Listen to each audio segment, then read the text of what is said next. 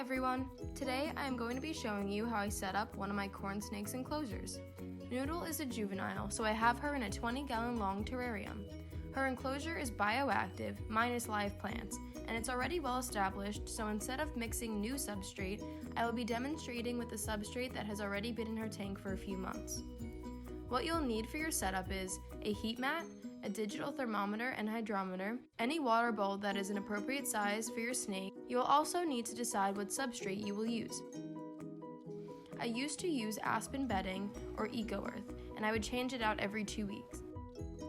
But a bioactive terrarium requires little work and just spot cleaning. In this setup, I used a bag of the BioDudes Terra Firma, 1 bag of live oak leaf litter, 1 bag of sphagnum moss, and a block of eco-earth. Leave out a little bit of the leaf litter for the end. Using gloves, I mix together the substrate. Then I add in the isopods and mix it a little more. The isopods I have as my cleanup crew are powder oranges and dwarf whites, which I couldn't find easily, so there's no video of them. Now stick on your thermometer and put the probe on the hot side of the tank where the heat mat will be underneath. Noodle always goes in her small hide to warm up, so that will be where the probe is, under the substrate. The temperature should be 80 to 85 degrees on the hot side and 75 on the cool side. Humidity should remain between 40 and 50%. Now it's time for plants and wood. This is where you can get creative and design your terrarium to be unique to you. I throw in some background plants because Noodle loves to climb through the leaves and explore.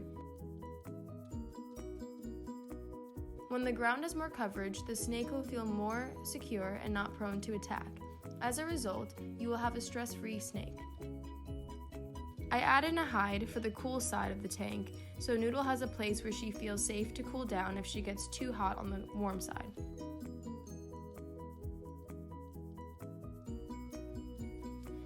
Using a combination of cork rounds, mapani wood, and spider wood, it allows Noodle to take advantage of all the vertical space in the enclosure, as well as the ground space.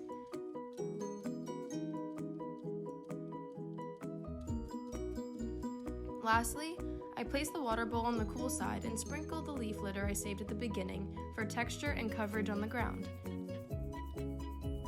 I had some green terrarium moss that I also added as accent pieces. I give the enclosure a good spray down, which will spike the humidity, but over time, the top layer of the substrate should dry out. The bottom will be damp, and in the middle, there will be pockets of humidity where the isopods thrive.